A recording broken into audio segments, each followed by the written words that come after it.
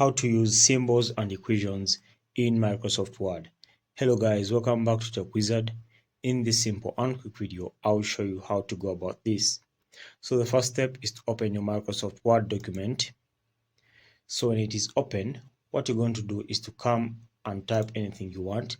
So this is vital for those who are carrying out any math equations or any math work.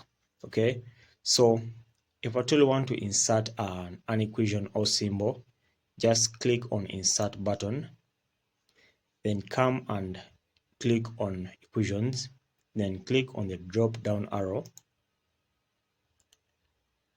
So you click on the drop down arrow. Okay, so it will load up these equations. So let me take an example of this equation over here.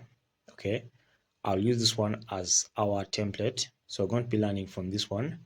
So let's assume you want to change this x over here.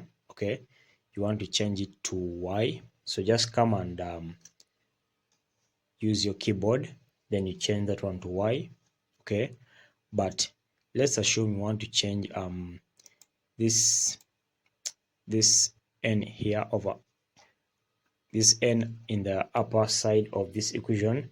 If you want to replace it with another symbol, you just come and click on it, then you backspace from your keyboard, then come and select from a bunch of symbols over here. So let me choose this symbol over here. Okay, as you can see, I've now changed it from there. Okay, so let's assume again I'm changing this one here. Okay, so just come and put your cursor there. So when you put it there, you can use your keyboard, then click on backspace. Now you can replace it with any you want. So I'll replace it with this percentage symbol. Okay, and we are good to go. So as you can see, I've now come up with my own equation just like that. So that's how you can basically use these symbols and equations in Microsoft Word. So there are many symbols and equations, as you can see.